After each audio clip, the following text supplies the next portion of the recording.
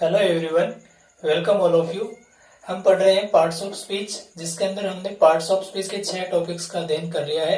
आज हम उसके पार्ट्स ऑफ स्पीच के शेष बचे जो 2 टॉपिक्स और हैं, कंजक्शन और इंटरजेक्शन, उनका अध्ययन करेंगे। तो आइए शुरू करते हैं। पहले कंजक्शन। कंजक्शन देखिए क्या होता है। कंजक्शन, जिसको हिंदी में संयोजक कहा जाता है, यानी कंजक्शन का जो कार्य होता है वो जोड़ने का होता है। संयोजक मतलब जोड़ने वाला।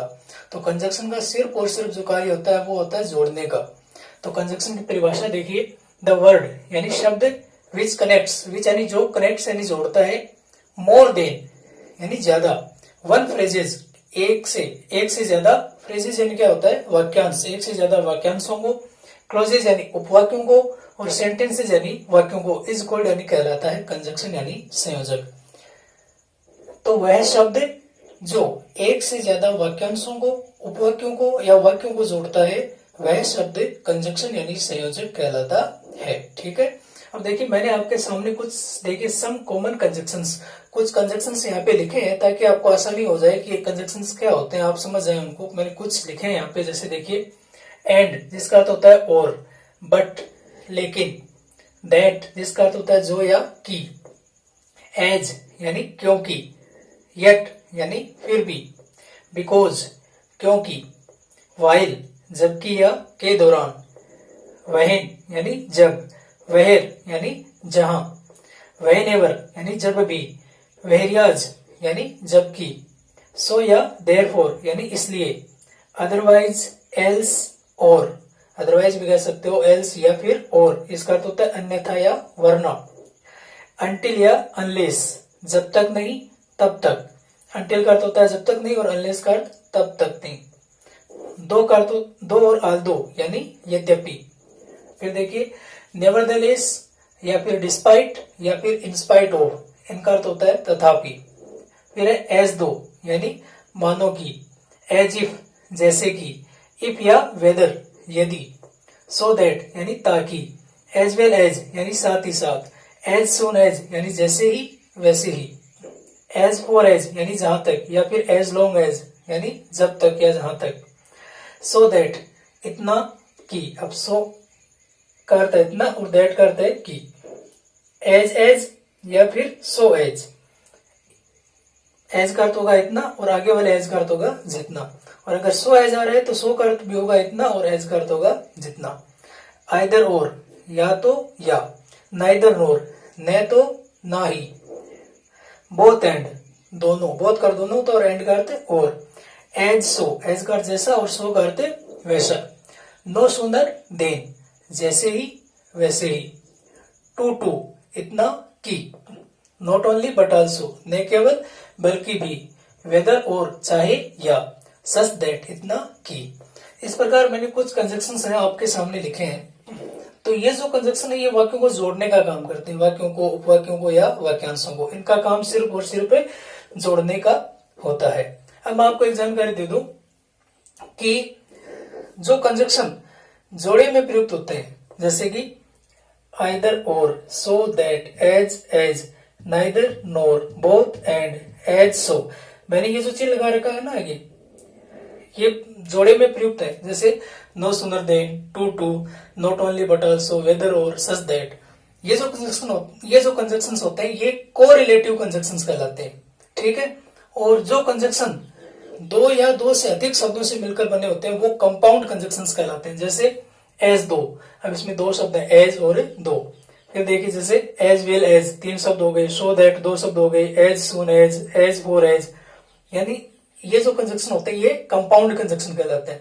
तो जो जोड़ों में प्रयुक्त होते हैं ये तो है कोरिलेटिव कंजक्शन, और जो दो या दो से अधिक शब्दों से मिलकर बने वो है कंपाउंड कंजक्शंस, और जो सिंगल होते हैं उनको अदर कंजक्शंस के तहत गिना जाता है, जैसे and, but, that, as, yet. ठीक है।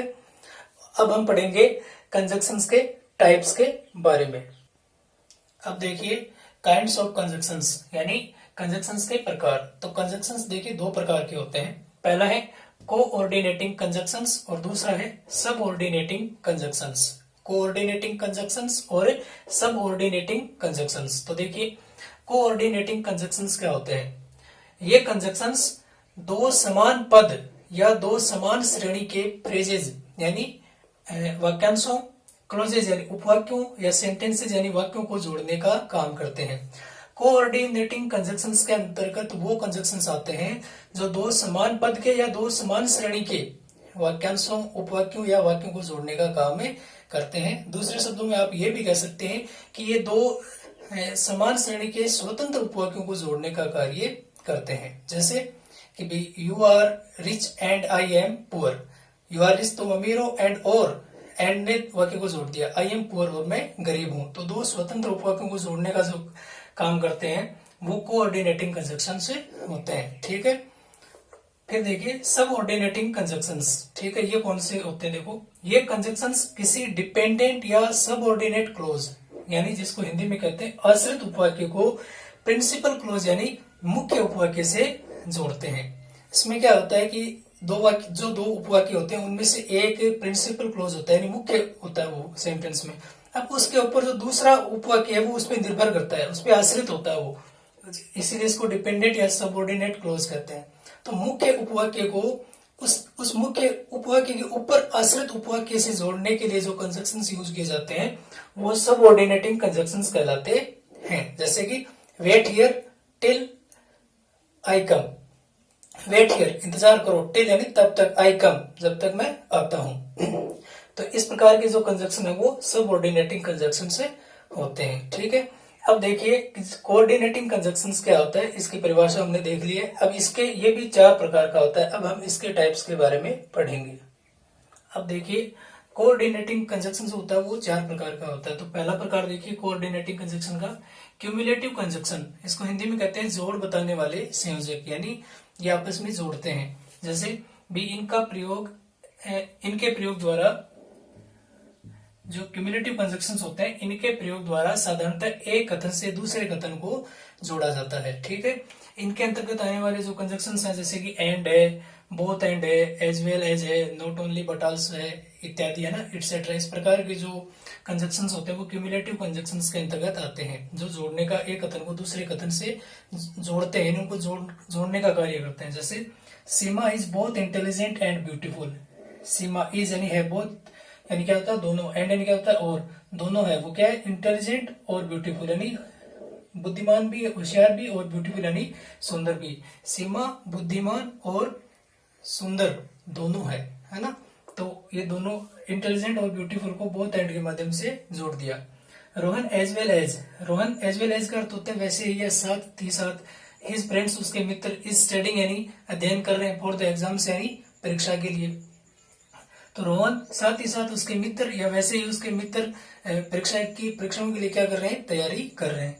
तो ये क्यूमुलेटिव कंजक्शंस होते हैं। ठीक है, दूसरा प्रकार देखिए अल्टरनेटिव कंजक्शन यानी वैकल्पिक संयोजक, यानी इनमें दो में से एक को चुनने का विकल्प होता है। ठीक है, तो इन कंजक्शंस के द्वारा दो ऐसे उपवाक्यों को हम जोड़ते हैं जो दो विकल्पों में से एक को चुनने का बोध कराएं।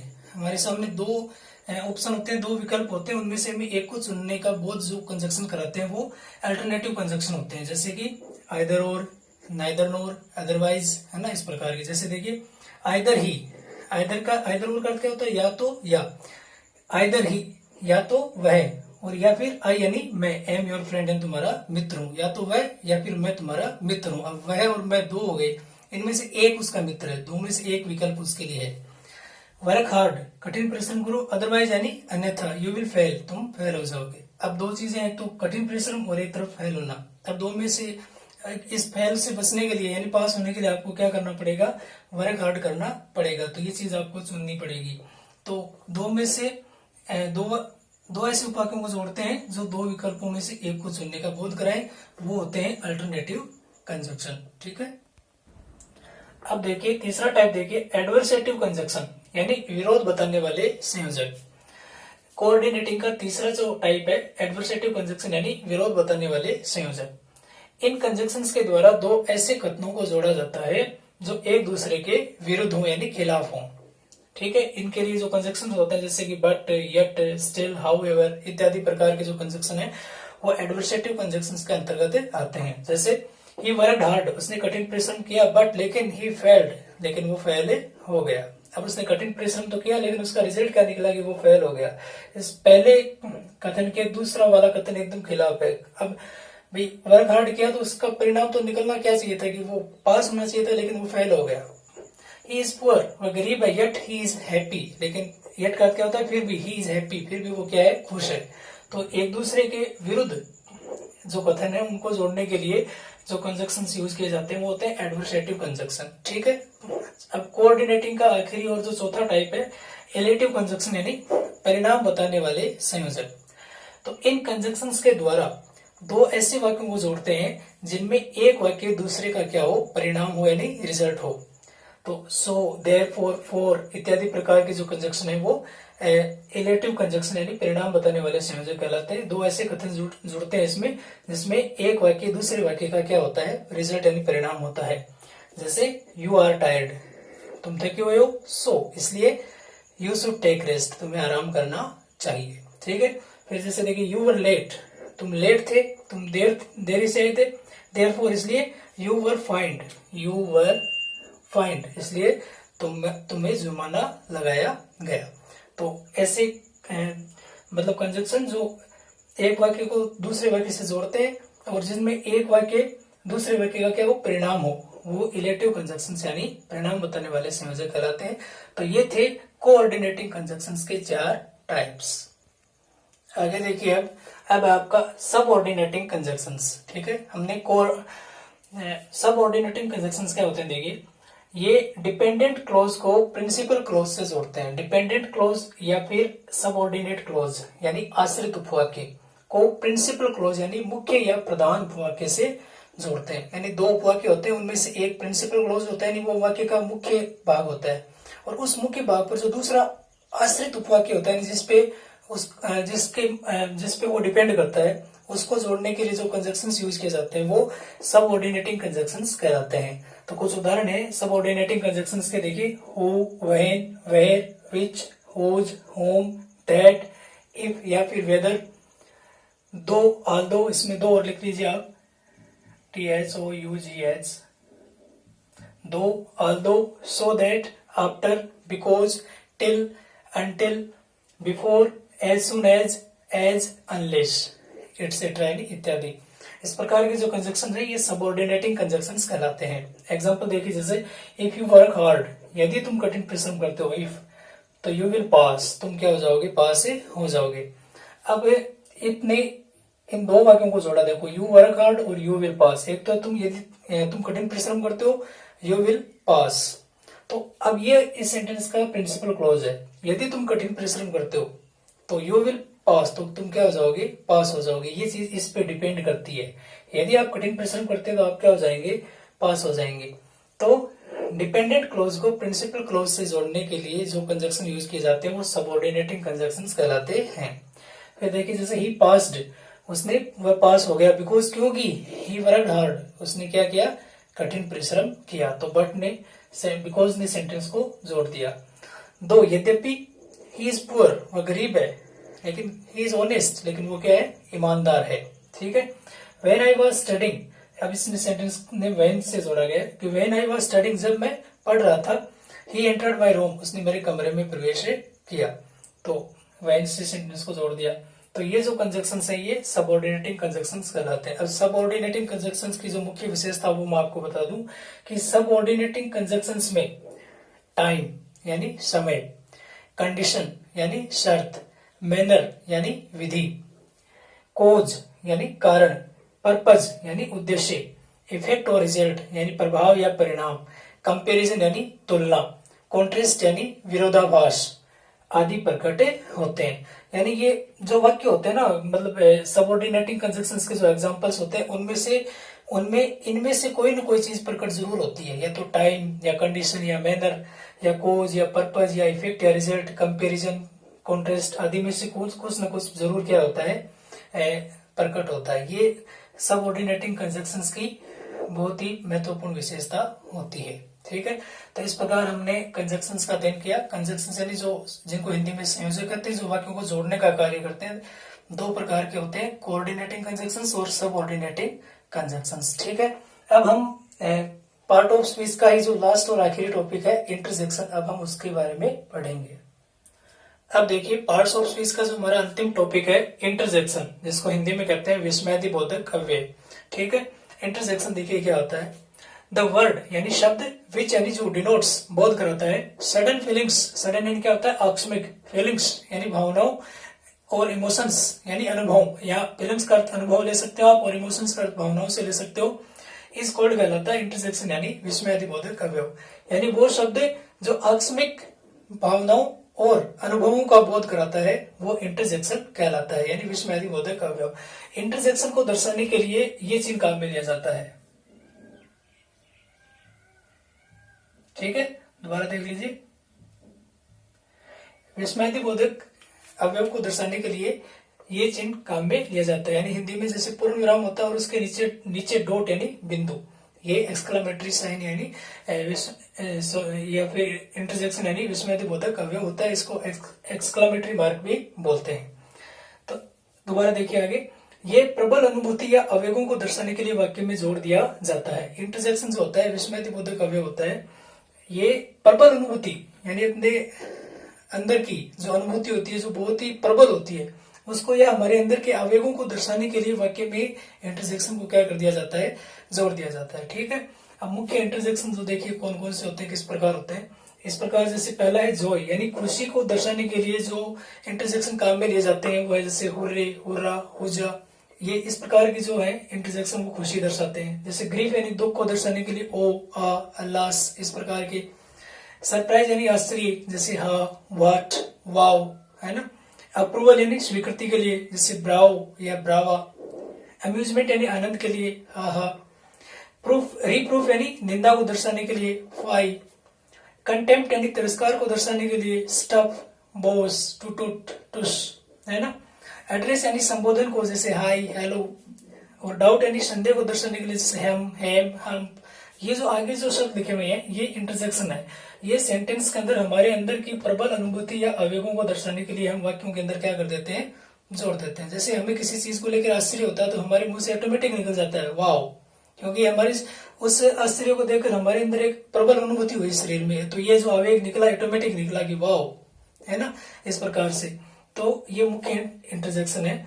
ठीक है, ये सेंटेंस में प्रबल अनुभूति या आवेगों को दर्शाने के लिए जोड़ दिए जाते हैं और इंटरजेक्शन को इस चिन्ह के माध्यम से दर्शाया जाता है। ये देखिए, ठीक है, जैसे मैंने कहा कि hurrah, we have won the match। We have won the match, हम मैच जीत चुके हैं। यानी अब आपने मैच जीते, आपके अंदर एक प्रबल अनुभूति हुई तो आपके मुंह से खुशी को दर्शाने के लिए ऑटोमेटिक एक आवेग निकला और वो आवेग है हुर्रा। तो ये इसको आप इस चिन्ह के माध्यम से दर्शाएंगे तो ये हो गया इंटरजेक्शन। ठीक है, इस प्रकार हमने पार्ट्स ऑफ स्पीच के 8 टॉपिक्स का अध्ययन कर लिया है। अब सभी से निवेदन रहेगा कि पीछे के जो वीडियोस हैं सभी को एक बार फिर जल्दी से देख के सबका आप एक बार रिवीजन करें अच्छे से, ताकि आपका पार्ट्स ऑफ स्पीच है वो अच्छे से कंप्लीट हो सके। ठीक है, अब नेक्स्ट वीडियो में हम एक नए टॉपिक के साथ फिर मिलेंगे। ठीक है, थैंक यू।